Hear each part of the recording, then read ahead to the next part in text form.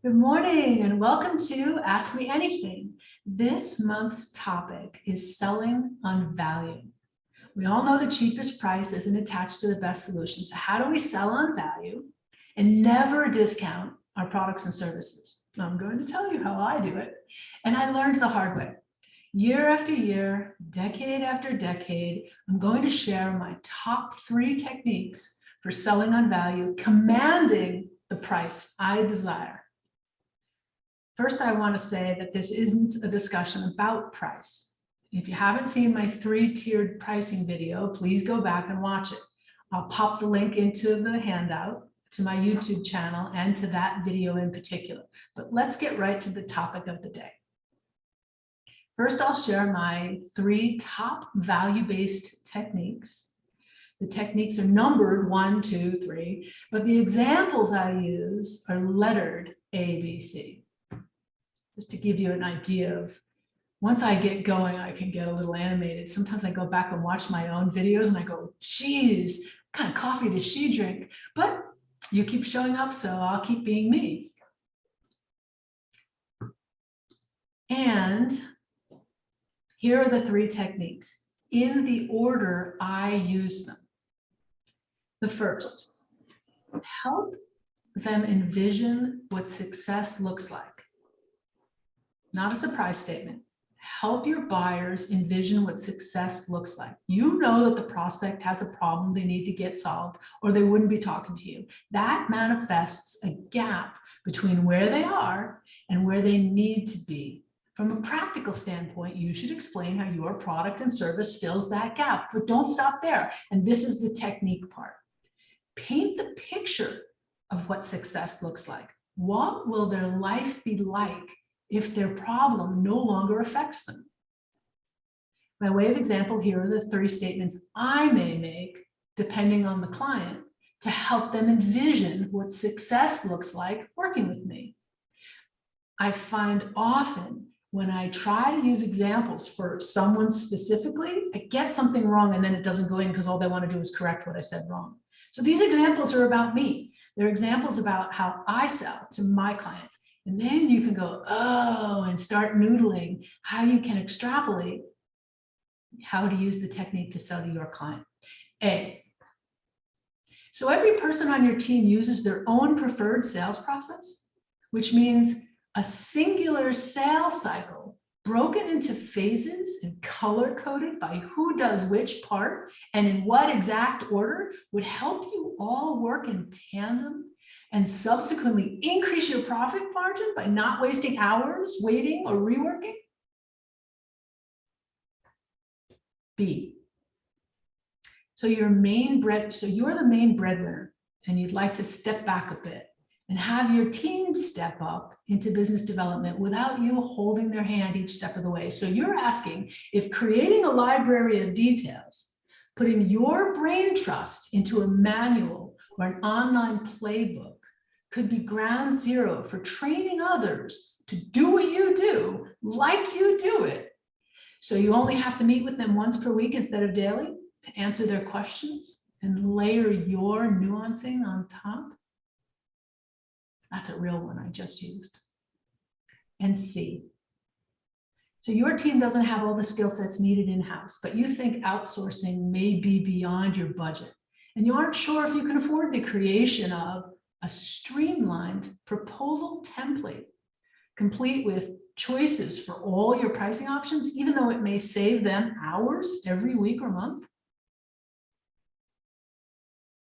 They are examples from my business to plant seeds that scale to your business. Help them envision what success looks like. Means make a statement that talks about alleviating their specific pain so they can see you delivering the results. That was number 1. Number 2, ask about the competition early and often. This one is no joke. People, not just salespeople, people typically wait too long before asking about the competition. Who are you up against? More than 2/3 of sales reps never ask who they're competing with. Especially if you're selling a premium offering, you want to ask buyers early and often about what other vendors they're considering. I want to know who I'm up against as soon as possible. The questions like, what do you like about company X? Won't garner valuable enough information. That will show them that you stand in judgment of them using someone else. You don't really. Instead, probe further by asking questions like, where are you in the buying process with competitor X? Make sure you're keeping pace with the competitor's sales process. You don't want to be the last one to the table. If they say they've already spoken to 3 others, are you their last minute vendor just to justify a decision they've already made that has already been made? On a similar note, I'm stunned at how often companies, again, people, don't turn around proposals promptly.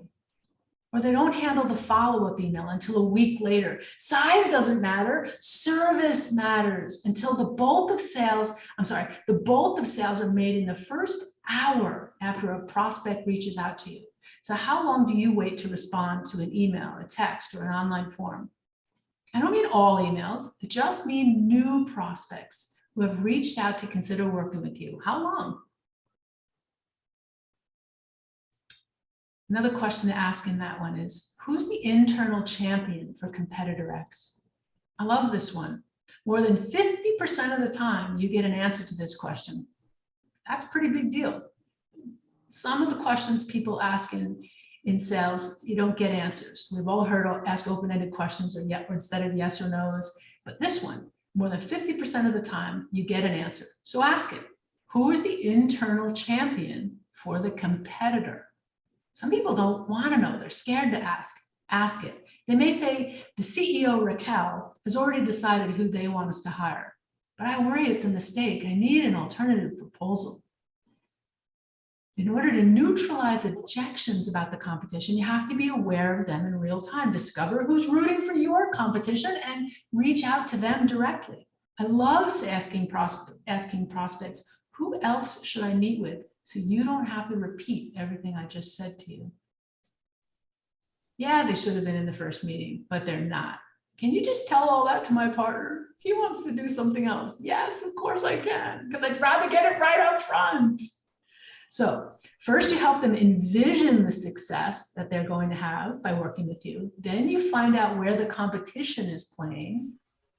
And then you layer on top this third technique. It's my favorite. And it's called the takeaway sell. How many people have heard of the takeaway sell? Okay, a few people. And hello to everyone who has joined. This is by far the most powerful tool I use when not selling. I say not selling because I believe serving is the new selling, and you should stop trying to sell. Be their expert, and clients will sell themselves. Sales are no longer about aggression and tenacity or price. Now they're about customer service and the fit. That's value. If you have the product or service they want, if the fit is there, there is nothing to sell. No need to be aggressive. Let them sell themselves. So how do you use the takeaway sell? You take yourself out of the picture. You say something like, and I verbally say this one. I mean, exactly, literally, that's the word I'm looking for. I literally say this one. I say this one literally. Okay, forget it. I'll say it. I'm not right for everyone. I care more about my reputation than taking your money. I'd much rather take the time up front to make sure I'm the right fit for you. If you just want the lowest price, it isn't me. I'm not the most expensive out there, but I'm not inexpensive either. I say that out loud. This kind of statement begins the takeaway sell. I take myself out of the picture. I'm not right for everyone. Prospects love this line, and so many of them end up telling me why they think I'm perfect for them. They're selling themselves. I teach a variation of this for nearly every single client I serve, whether they're selling products or services. I help them craft a competitive matrix or chart that lists the competition and their pricing side by side with my own. Who are you competing with? Do you have a chart that lists who you're compared to? As you start asking this question and people tell you who they're getting other bids or proposals from or looking into, you might think, and I do, that's not my competition. I don't compete with them. but I do if that's who my client is holding me up against. Now, we all know the regular pricing matrix. Think AT&T, what are those other telephone companies? They list broadband companies. They list the services that come with it, how many minutes or what the price is per month or contract. This is a competitive matrix. But when you scale it outside of price to what's the value proposition, what comes with working with you, then they get a chance to compare you side by side with who they have in the competition already. The best piece about this is they go back to the competitor and they say, do you do this and this and this and this and this? Competitor might not. Competitor might not have all those nuanced answers ready for them. And then you shine even further. We have to talk about the value then. There is no hidden agenda. Do this sooner in the sales cycle rather than later. If they are too price sensitive for you, don't bother creating a proposal. Move on to someone else. Stay in your sweet spots lane. All the time I have clients doing projects they don't enjoy or they don't make money on, or selling products at a reduced price to win the bigger project afterwards. Stop it, just stop it. One of my favorite phrases I share when I'm training sales teams is, if you're thinking it, say it out loud. If you're thinking it, say it out loud. I model this technique in their presence to show them how easy and powerful it is. I was working with an enterprise level tech company last year who sells a 7-figure solution to banks. He had a 30% close ratio and he bragged about it. I taught him this technique, the whole team, but him in particular I was working with. And after 90 days, I think it was less than 90 days of using the takeaway sell, he did 40% fewer proposals, stopped wasting his time on people who weren't going to buy, qualified them further in advance, and increased his close ratio to 75%. Because when he felt the tension in the room around price, he made himself say out loud, I'm worried our price is too much for your budget. And then he stopped speaking until someone else in the room did first. That is the place where they tell you exactly where you stand and what's missing for them, if anything. Sometimes we oversell and they're just thinking. Listen. The takeaway sell is about taking away that vision of success they most want that you can provide.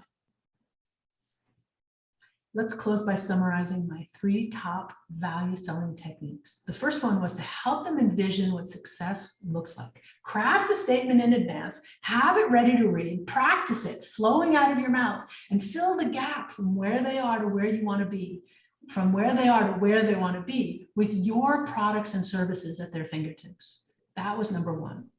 Number 2 was ask about the competition early and often.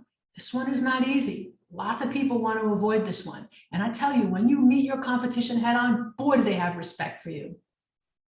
This increases a close ratio naturally. Weed out what they really want. The lowest price, phased approach, and once lost a project, a $100,000 project, because they said the other company gave us monthly billing. I had 40% up front for that project. You think every proposal I did from thereafter said monthly billing is available if you want it? Yeah. You're kidding me. Ask which vendor is in the lead and where that vendor is in their sales cycle. Ask if there's someone else on their team you should talk with before proceeding further.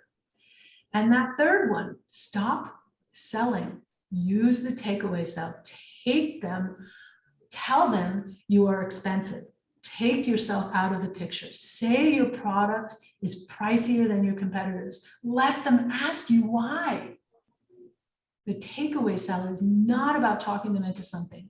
It's about talking less and letting them talk themselves into working with you. All 3 take practice, but they work over and over and over. So I invite you to test one and then give me a call and let me know how it went. Get the price you deserve by giving them the value they desire, and make it an extraordinary month.